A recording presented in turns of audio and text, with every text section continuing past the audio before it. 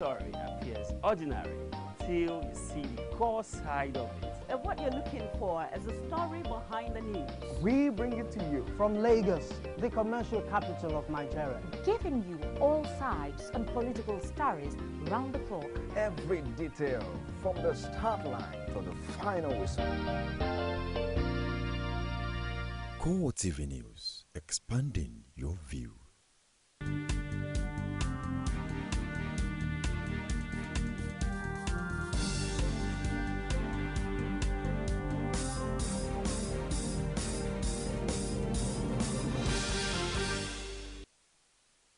A very good evening to you. Welcome to CoreTV Primetime News. I am Gift Ogete. In a major story, returning Ekiti State Governor Ayodele Fayose swings into action, reverses last-minute decision of former Governor Kayode Fayose.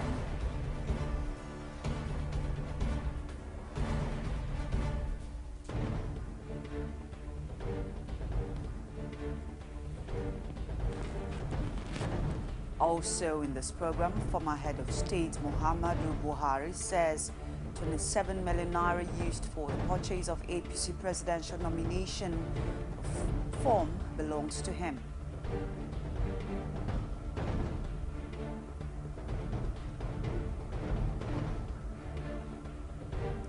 Military authorities bar journalists from covering mutiny trial of 59 soldiers.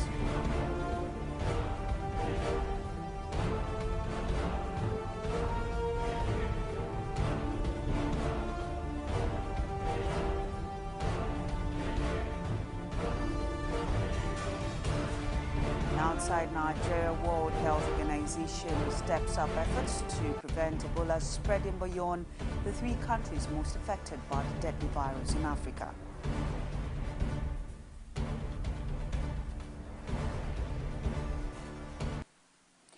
Thanks for joining us again on CoreTV Primetime News. Now details of the headlines and other stories. The 4th Executive Governor of Ekiti State, Ayo Fayose, has been sworn in. The swearing-in ceremony held at the Oluyemi Kayode Stadium in Ado-Ekiti was attended by the PDP hierarchy and state governors. Fayose promised to run a people-oriented government as he takes the oath of office. Rashid has more in this report. The electoral process in Ekiti governorship election held on the 21st of June 2014 came to a grand completion with the swearing-in of the governor-elect as the 4th executive governor in Ekiti. The Oluyemi Kayode Stadium was filled to capacity with PDP governors, former governors, ministers, and party stalwarts, accompanied by the national chairman of the party, Adamu Muazu, in attendance.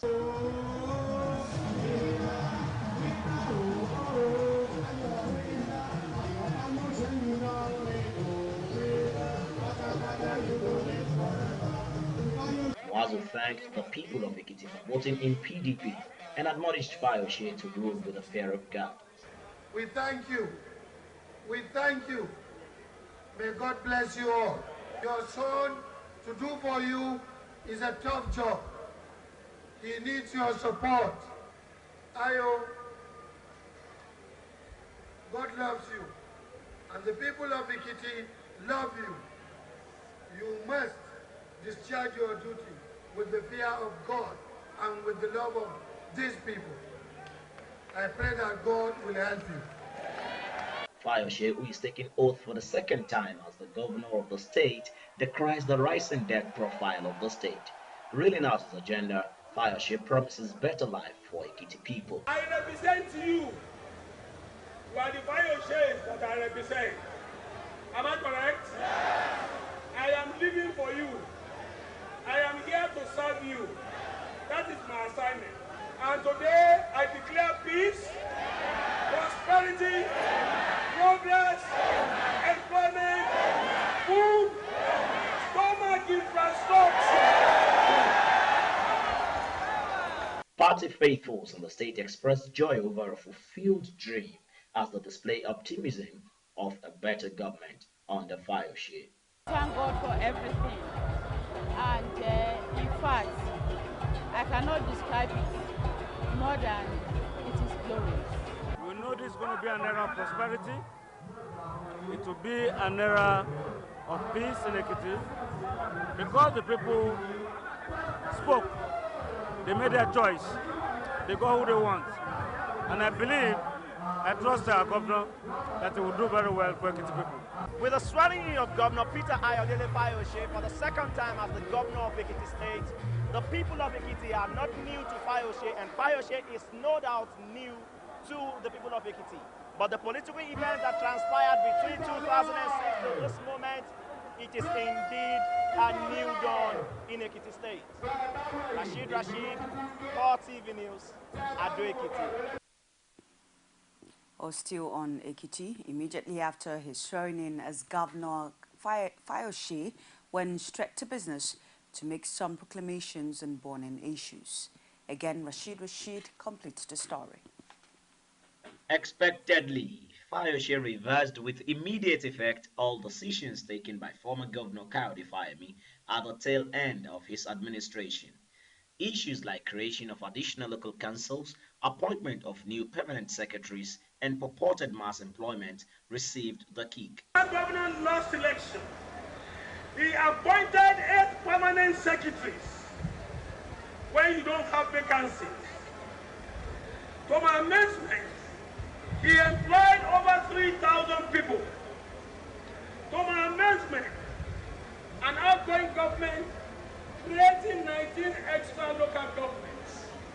It is unfortunate. It is sad. And I want to appeal to you to please give me all the necessary cooperation, understanding, because the next few months might be slightly rough. Trust Fayose to leverage on the moment as the ongoing tensions surrounding the judiciary did not escape his attention. As a leader, as a governor, I am the father of the state. And I'm going to behave in that manner. I am going to work with the judiciary. I'm going to work harmoniously with the judiciary. We have to put all this in our past. I look forward to working with you, my CJ, Chief Judge. I want to assure you that all we need to do to move this step forward, we will collaborate together. The media, which Fayose courted in good and bad times, also received his attention. I'm appealing to the press. Give us a chance. Give us a chance. You have a role to play in the development of Nigeria. The press should please don't allow the truth to be perverted. It is true you have the last say, but say the last in the fear of God. For everyone shall come before God on the judgment day. Fayose was impeached on the 16th of October 2006 and had his second oath exactly 8 years after. It is a second coming and indeed a second chance for the man dubbed the architect of modern Ekiti. Rashid, CoreTV News, Ado Ekiti. Former head of state Muhammadu Buhari has picked up a presidential nomination form of the All Progressive Congress. This comes barely 24 hours after declaring his ambition to seek his party's nod to challenge President Goodluck Jonathan in next year's election.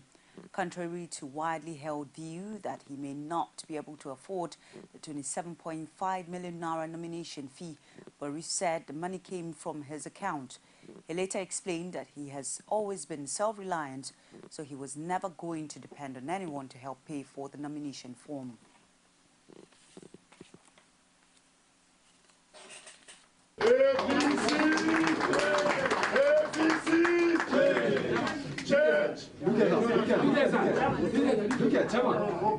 I don't want to go and ask somebody to pay for my nomination. If you could recall, even the last ones I had, I always try to pay myself, at least for the nomination. But 27 7.5 million naira in these days. Thank goodness I have personal relationship with my chairman of the manager of my bank in Kaduna. Put in early call. I think the forms are coming, whether I'm in red or green or black. Please,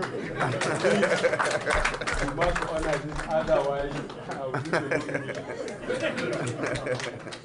And I was about to go to Kaduna for a reason today. So I told the chairman, he said, well, you better pick your form. And he kept a straight face.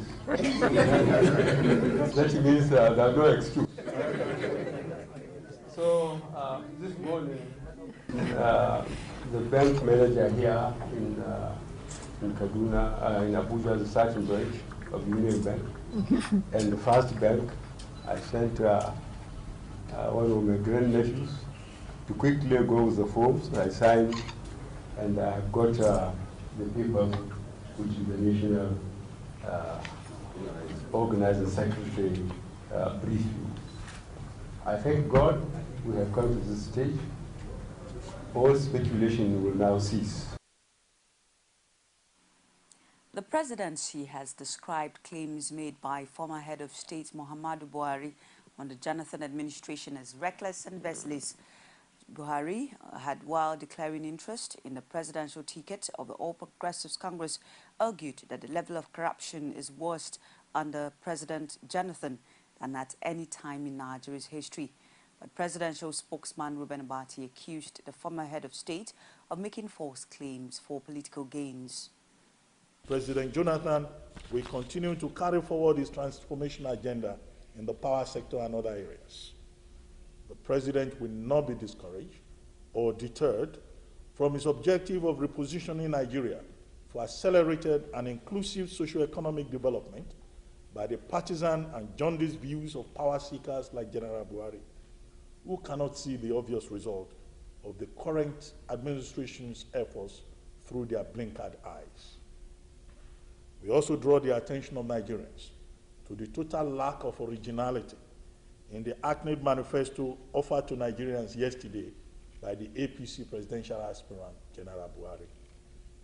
All that General Buhari promises to do are already being done by the Jonathan administration to the acclaim of ordinary Nigerians, and there is no evidence before Nigerians that the APC leader and his acolytes can do them better.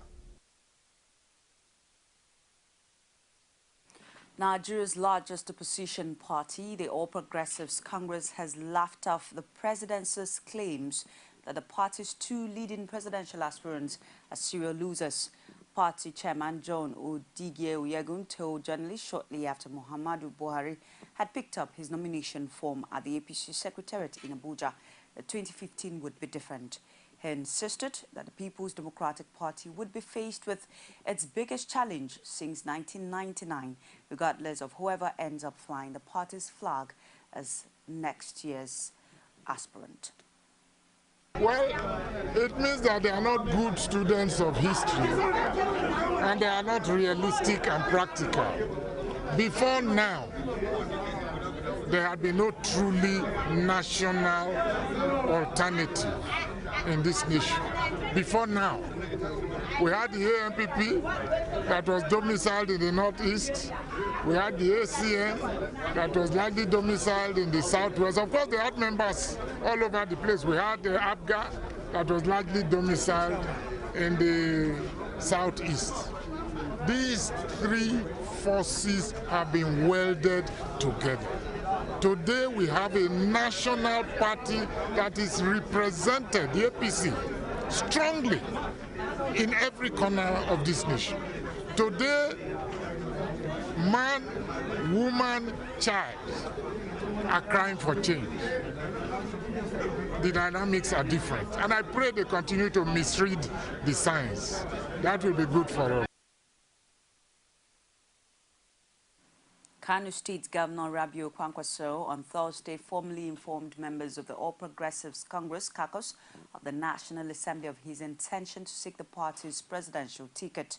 The governor reeled out his achievements in the last 3 years, but also justified why the party's presidential flag bearer should emerge through an elective process. According to him, it has always been easy for the People's Democratic Party to defeat opposition candidates in previous elections because none of the challengers emerged through proper elections. People are worried, are very much concerned about the issue of primary election. Let me tell you that our Constitution has provided for consensus. It has also provided for election. And for those of us in PDP, we know who are in PDP. For those of us who came from PDP, we know the advantages and disadvantages of primary election. But if you look at it very critically, from 1999 to 2011, every year or election year, PDP was having primary election. Even when we had sitting presidents, in 2003 and 2011, we had primary election. But all other parties were not doing primary election in the actual sense of it. You sit down and look at faces and say, you. That's a guesswork. Yes, maybe it's number one here, but when we go to the field, he may not be number one. And that is why I am personally calling for consensus. But if it doesn't happen, I believe primary election is also good for the party. Earlier, Senate President David Mark had categorically told Kano State Governor and All People's Congress presidential aspirant Rabiu Kwankwaso that he cannot support his presidential ambition on the platform of the APC. Mark said this when the governor paid him a courtesy call in order to brief him as well as solicit his support for his aspiration. The Senate President also told him to feel free to return to the People's Democratic Party if he fails to pick APC presidential ticket. Kwankwaso, who described Mark's leadership of the National Assembly as powerful and responsible, said the Senate President had no choice but to support his ambition as a former federal lawmaker. The Yoruba Unity Forum is not happy about the recent additional 30,000 polling units by the Independent National Electoral Commission, INEC. The forum described the development as a twist by desperate politicians to manipulate the outcome of the 2015 general elections. Oluwaseyi Adegoke attended the forum's meeting held at Ikene Remo in Ogun State. Her report is presented from our studios. Apart from the fact that the forum wants the federal government to subject the outcome of the national conference to a referendum, the meeting also took a decision to stop INEC's chairman Atairu Jega from implementing the planned creation of additional 30,000 polling units for the 2015 general elections. Secretary General of the forum, Anthony Adefuye, tasked INEC on the need to make clarification on the polling units in order to guard against undue speculations in the political arena. I'm not quite clear the criteria that were used to declare these 30,000 polling units, for which 22,000 were located in the north and only 8,000 was located in the south. If you look at the population of the north and south, you cannot get a disparity of 20,000 polling booths. The total polling booths in the southwest is not even up to 22,000 polling booths. So if you now increase the total polling booths of the north by 22,000, we need a lot of explanation or total cancellation of the process.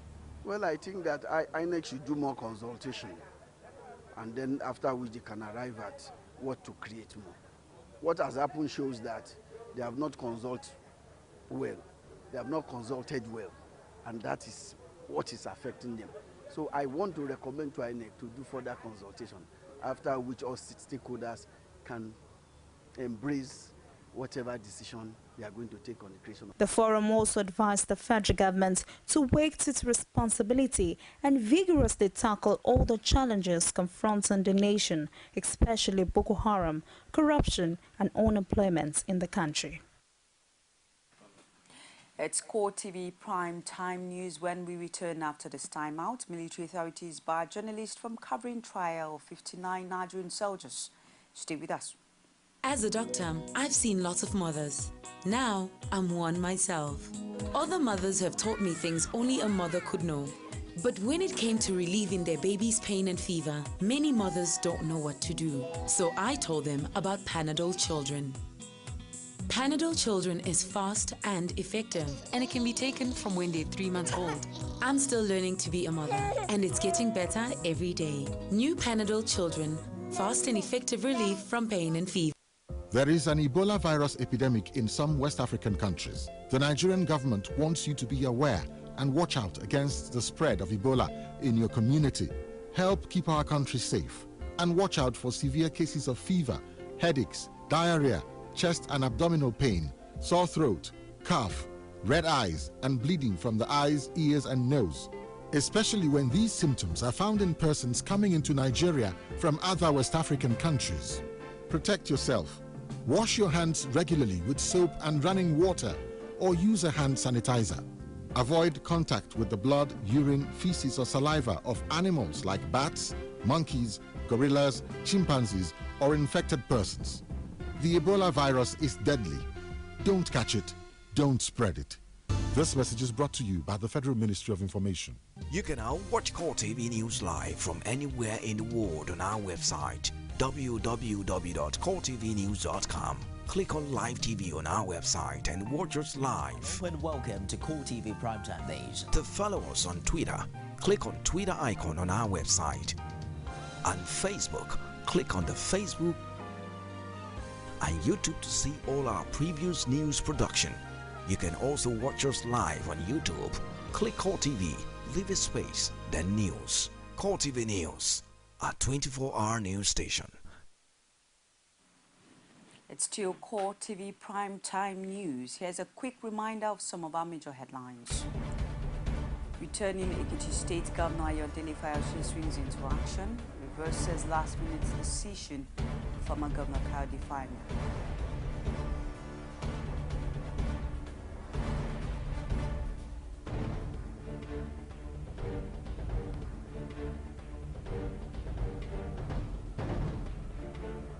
Former head of state Muhammad Buhari says 27 million naira used for the purchase of APC presidential nomination form belongs to him.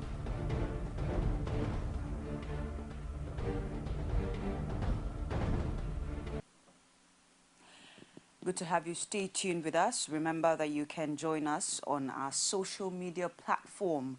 Well, it's www.facebook.com/CoreTVNews, and on Twitter, it's www.twitter.com/CoreTVNewsNG, and on YouTube, www.youtube.com/CoreTVNews.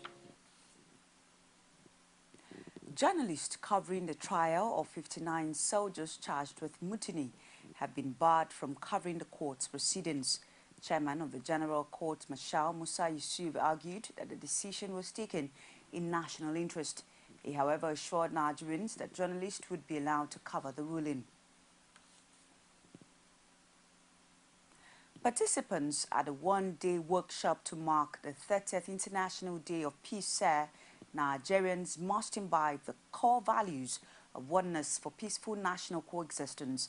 They also stressed the need to contribute to alleviating the tensions and causes of conflict among people and communities. The workshop, which was held in Abuja, is tagged Building and Sustaining Bridges Across Divides for Peaceful Coexistence in Nigeria. The report. The importance of peace as a critical component for development cannot be overemphasized. It is in view of this that analysts say the challenges of social, religious, ethnic, and political differences must be addressed directly. They also want ties that bind the citizens to be established as well as strengthened. We have seen a lot of things happening in recent times that are seeking to undermine the integrity of the Nigerian state, to undermine the peaceful coexistence of our people, that are tending to make us begin to think again as if we were in those dark ages and days. Before now, you'll discover that we succeeded in putting some bridges across divides. We established unity schools. We established the NYSC program, which allowed for cross-fertilization and ethnocultural interactions and even cross-cultural marriages. But all of a sudden, you begin to see issues where people want to see themselves as of one particular faith against the other.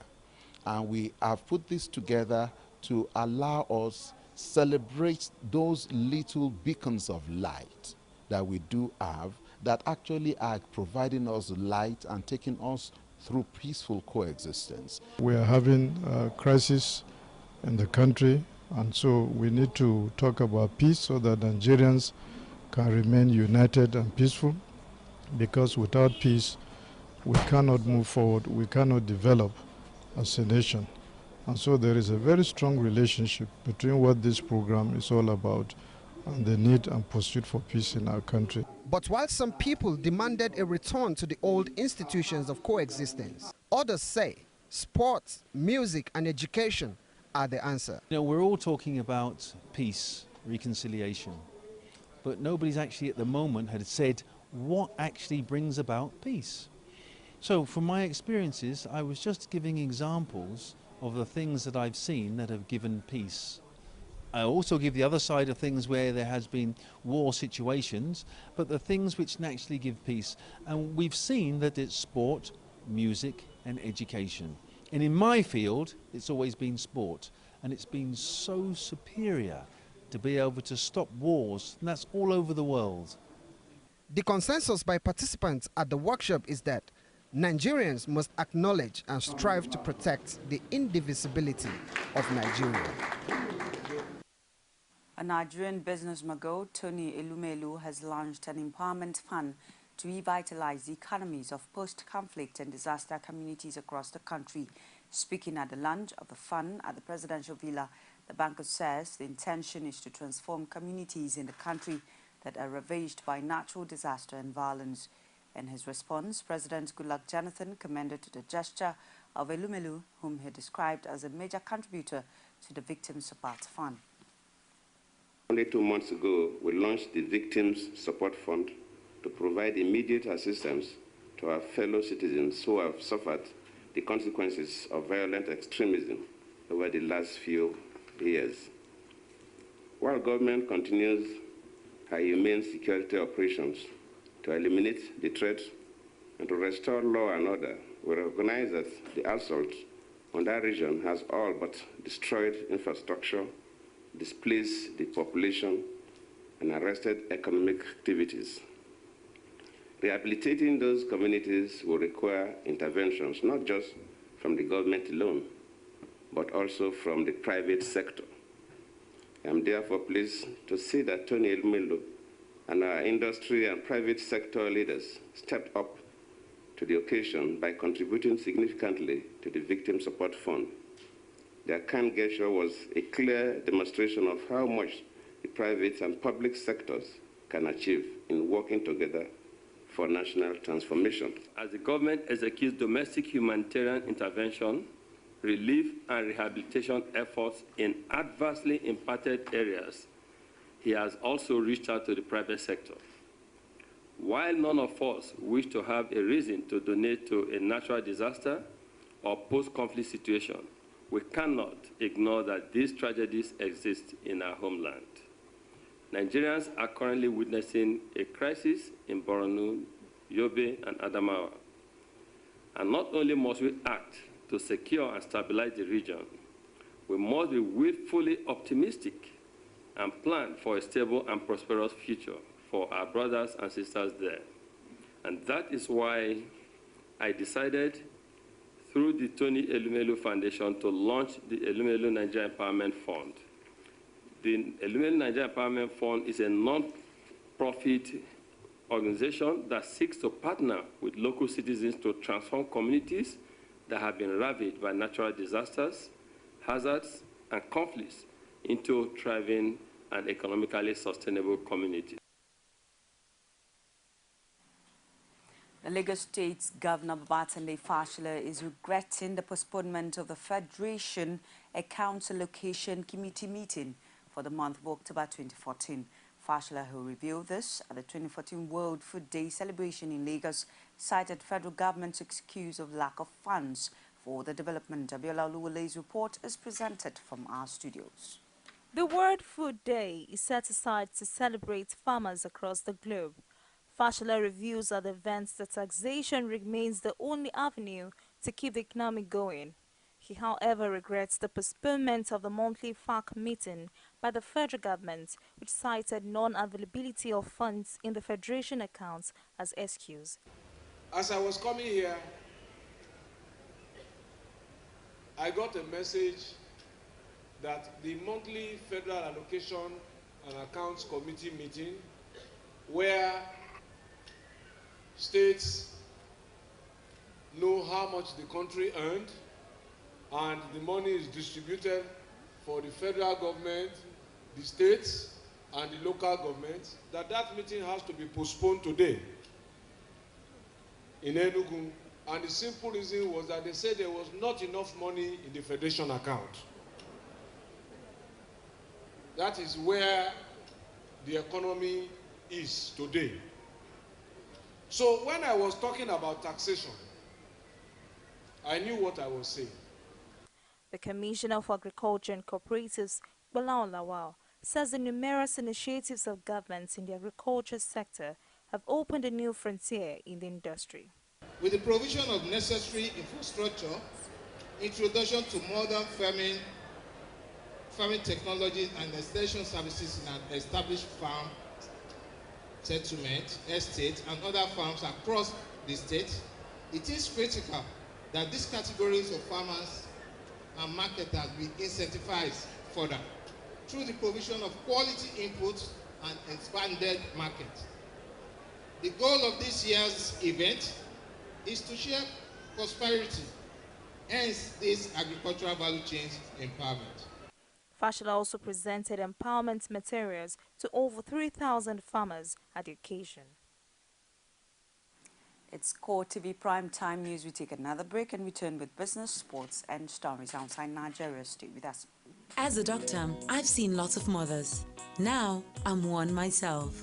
Other mothers have taught me things only a mother could know. But when it came to relieving their baby's pain and fever, many mothers don't know what to do. So I told them about Panadol Children. Panadol Children is fast and effective, and it can be taken from when they're 3 months old.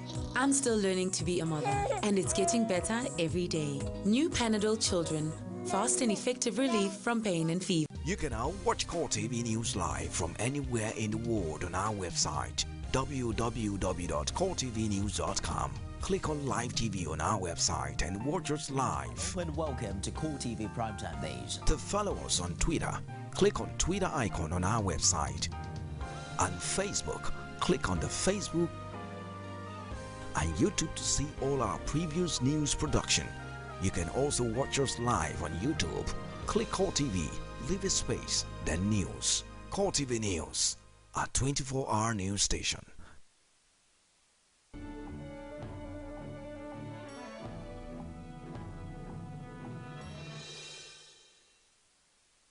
Thanks for staying tuned with us. It's CoreTV Primetime News, and now to business.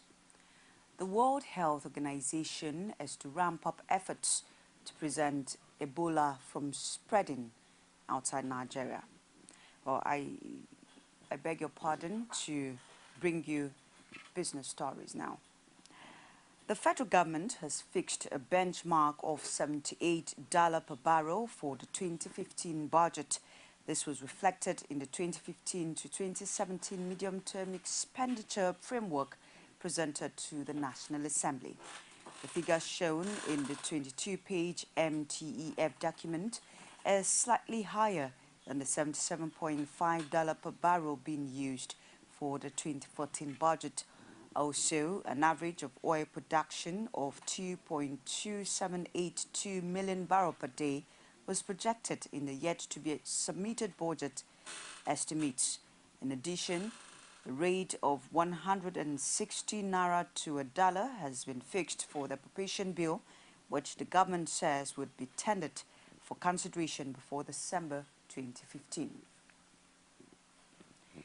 In a bid to make Nigeria roads motorable for its users, the federal government says it spent about 1.765 trillion naira on over 25,000 kilometers road projects nationwide. The Minister of Works, Mike Onolemene, who stated this in Asaba, Delta State on Thursday at the 21st National Council of Works, says the federal government is constructing 15 way bridges across the country to reverse the adverse impact of overloaded vehicles on road networks. He said the way bridges are located along Benin-Ore Dual Expressway, Onitsha-Enugu Dual Expressway, Enugu-Port Harcourt Dual Expressway, among others. The minister said the ministry is in the process of procuring axle load control and weigh stations along the Enugu-Abakaliki-Ogoja Junction and Ikom from Cameroon border corridor. In the month of September, Semi-Command of Nigeria Customs Service, NCS, generated 963.7 million naira as revenue, it says. Spokesman for the command, Ernest Olota, attributed the increase to higher trading activities and reduction of smuggling activities in the area. He urged Nigerians to desist from smuggling because of its adverse effects on the nation's economy. The service is employing enlightenment and persuasion as tools for zero casualties in achieving for our anti-smuggling drive, he said. According to him, month of September was the highest monthly collection made by the command between 2013 and 2014. The service intends to surpass their monthly target of 1.1 billion naira. The command made 31 seizures in the month. The items seized included rice, vehicles, narcotics, frozen poultry products, and general goods. No suspect was arrested.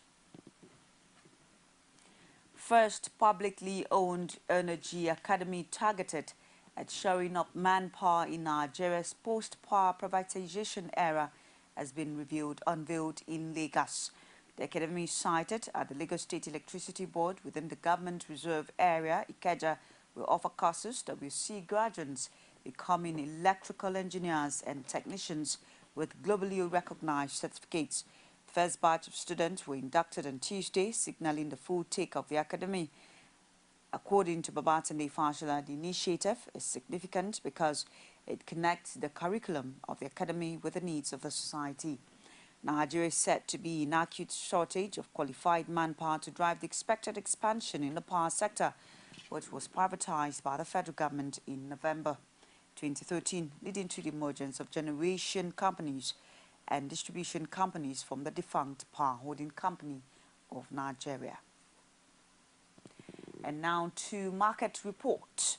Equity transactions on the floor of the Nigerian Stock Exchange on Thursday ended on a negative note. The all-share index dipped by 2.01% to close at 39.490.67 basis point. Market capitalization depreciated in the same manner and closes at 12.7 trillion naira in all. A total of 524.2 million shares valued at 7.65 billion naira were exchanged in 4,779 deals. Report shows that 7-Up topped the gainers chart, followed by Honeyflower, Cortex, FCMB Bank, and International Breweries. On the flip side, 40 Oil topped the chart, followed by WAPCO, Dangote Cement, UACN, and Corn Oil. Meanwhile, here are the top 5 trades.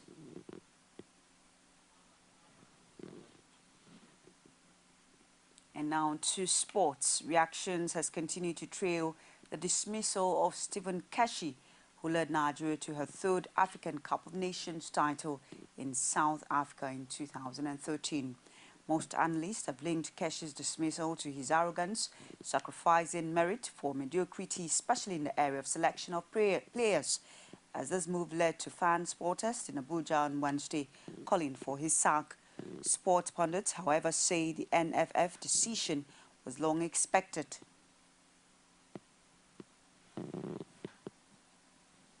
It was expected. We were actually waiting for the NFF to take some decisions on that. But I would say nobody expected Amodu to be the one they would use to replace him. We had thought maybe NFF would have somebody already on ground that would do that for them. But then we all knew that if Keshi had won or lost, whatever the result would have, might have been, we knew it was going to happen. Well, it has come and gone. Stephen Keshi, wonderful coach. A legend, Nigerian football legend. I call him my idol because I grew up meeting him play good football. I remember 1981 when he came in to take over from Christian Chukwu at the National Stadium in Lagos. I think he gave a good account, showed that he was going to be a good player. That early promise he showed, till he left the national team, he remained a legend. Fine player, fine talker, fine mobilizer. But of course, as far as national coaching job is concerned, he equally did his bit, did his best, and not many of us thought he was going to win the African Cup of Nations. Well, it's not coming to me like a big surprise. What you sow is what you reap. For me, I think Keshi would have left when the ovation was loudest. He would have left when his contract had expired after the World Cup, because the NFF was not too impressed the way he actually gets to select his players. Most of the times he gets in contradiction with the technical committee. They're not too impressed because they talk about him bringing players from China, from Norway, from Austria. It's not just about, I mean, where the players are playing, but we're supposed to know the players that are the very best, what this country has to offer in terms of for the national team. And because of the issues he's been having with some of the players. Even though Amodu Shuaibu, who has coached Nigeria 3 times before now, has been appointed on interim basis to oversee the remaining 2 qualifiers, these journalists advise NFF to trade carefully. If you ask me, I say we'll stick with the indigenous coaches. But we've seen that Nigerian coaches, there's always problem of sentiment. There's ethnicity. We thought that by now those issues will be out of Nigerian football. But, I mean, they're still raising up their ugly heads. There's too much sentiment in the way these players, I mean, agents, scouts, I mean, the way these players come into the team. I think NFF doesn't trust the coaches that are going to, the Nigerian coaches handling the team. I'm actually in for a quality coach. Quality, no matter where the person comes from. This is not the time we start thinking of indigenous or non-indigenous.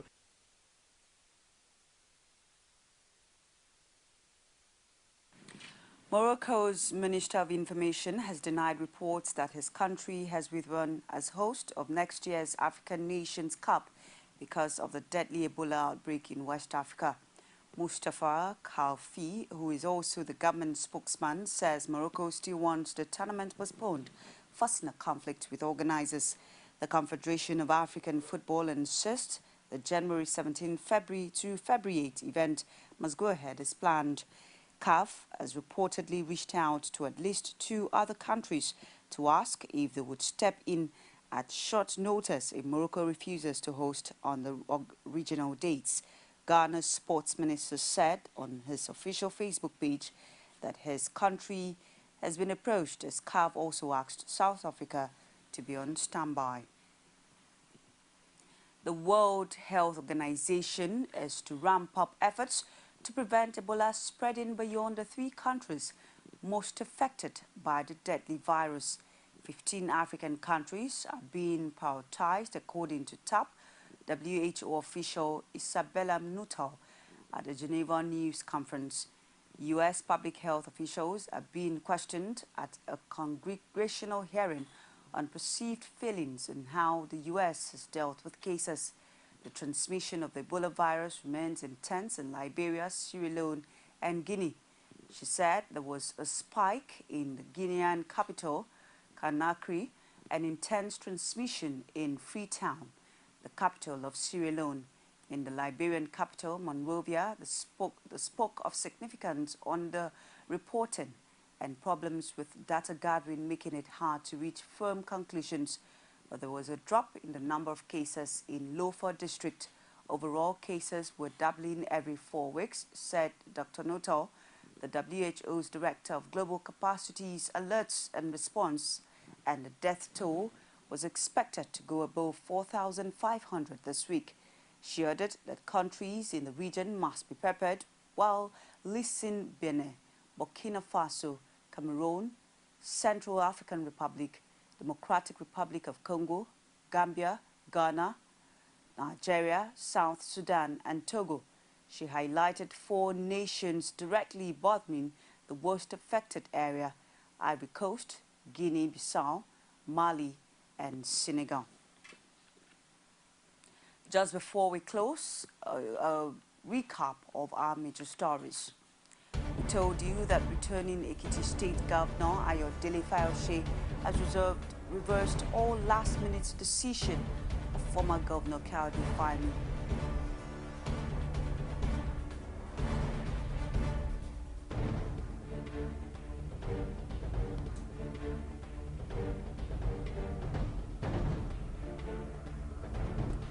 We also brought to you a report that former head of state Muhammadu Buhari said 27 million naira used for the purchase of APC presidential nomination form belonged to him.